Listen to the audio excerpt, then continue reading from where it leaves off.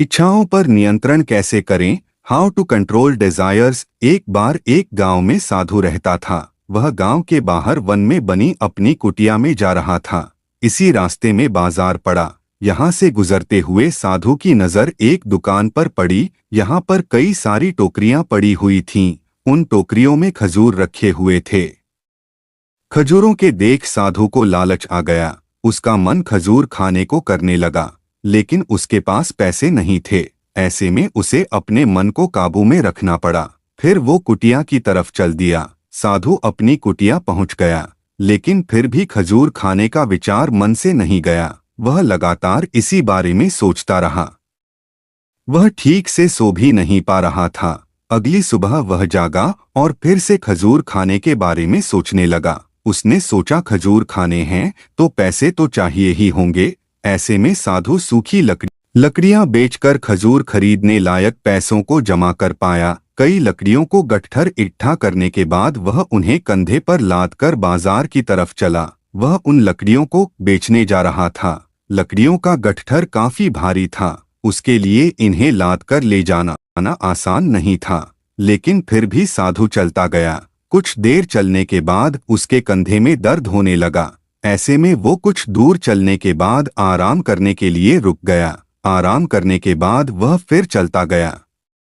वह रुक रुक कर किसी तरह वह लकड़ियों के गट्ठर के साथ बाजार पहुंच गया। वहां उसने सारी लकड़ियां बेच दी। अब इतने पैसे तो इकट्ठा हो गए थे कि वह खजूर खरीद सके।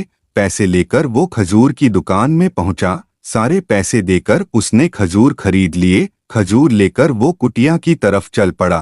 कुटिया की तरफ जाते जाते उसके मन में विचार आया कि आज खजूर खाने की इच्छा हुई तो मैंने खजूर खरीद लिए। कल किसी और चीज की इच्छा होगी, कभी नए कपड़े और कभी नया घर आदि। उसने सोचा कि वो तो साधु व्यक्ति है, इस तरह इच्छाओं के तले वो कब तक जिएगा? वो कब तक इच्छाओं का दास बनकर रहेगा? जैसे ही उसने ये सोचा तो उसने खजूर त्यागने का फैसला किया। रास्ते में गुजरते हुए एक गरीब व्यक्ति को साधु ने खजूर दे दिए। इस तरह वह खुद की इच्छाओं का दास बनने से बच गया। हम सभी को अपनी इच्छाओं पर नियंत्रण पाना चाहिए। अगर ऐसा न किया गया तो व्यक्ति अपनी इच्छाओं का दास बन जाता है। मन काफी चंचल होता है। समय के साथ उनके मन में इच्छाएं उत्पन्न होती रहती हैं। ऐसे में इच्छाओं पर नियंत्रण रखना बेहद आवश्यक है। अगर कोई जरूरत बहुत जरूरी है तो ही उसकी पूर्ति की जानी चाहिए। आसान शब्दों में कहा जाए तो जितनी चादर हो उतने ही पैर पसारने चाहिए, अन्यथा इच्छाओं के वशीभूत सर पर कर्जा चढ़ने में देर नहीं लगेगी और फिर उस कर्जे को उतारने के चक्कर में और कर्जा।